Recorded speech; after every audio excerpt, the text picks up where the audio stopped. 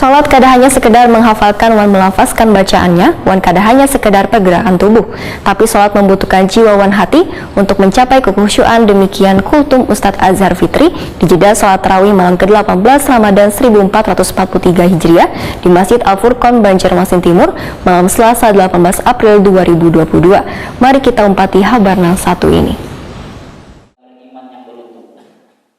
Sebagaimana firman Allah nang artinya, sungguh beruntung orang nang beriman.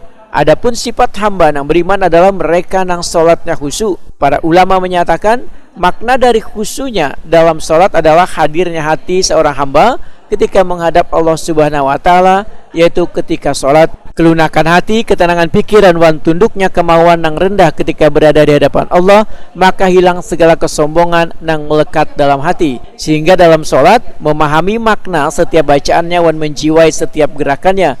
Karena sholat kada hanya sekedar menghafalkan wan melafazkan bacaannya, wan kada hanya sekedar pergerakan tubuh, tapi sholat membutuhkan jiwa wan hati untuk mencapai kehusyuan. Demikian kultum Ustadz Azhar Fitri di jeda sholat tarawih malam ke-18 Ramadan 1443 Hijriah di Masjid Al-Furqon, Jalan Bumi Mas Raya, Pengurus Baru, Banjarmasin Timur, malam Selasa 18 April 2022. Ustadz Azhar Fitri menyatakan, kehusyuan bisa dicapai seorang hamba bila mampu merasakan ketenangan wan kedamaian dalam hati wan jiwanya, sehingga pikirannya terpenuhi oleh Allah wan sikapnya nang selalu menunjukkan kesopanan di hadapan Allah Subhanahu wa Ta'ala. Dengan sholat nang khusyuk, maka seorang hamba telah menganggap Allah sebagai satu-satunya penolong, karena sadar akan dirinya nang kada mampu melakukan apapun selain dengan pertolongannya. Oleh karenanya, harus disadari bila sholat kada hanya sekedar perintah untuk dilaksanakan sebagai kewajiban, melainkan kebutuhan manusia kepada Sang Penciptanya.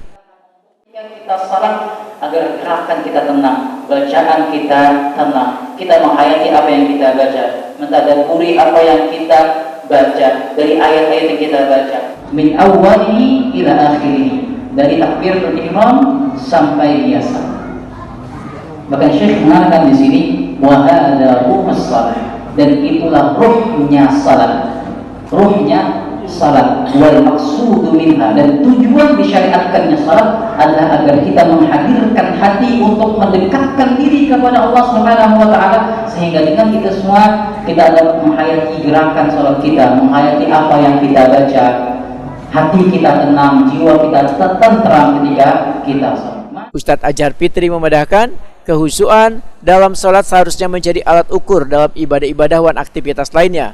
Kunci untuk bisa menjaga kehusyuan dalam sholat yaitu dengan mengamalkan secara terus-menerus wan mempertahankannya.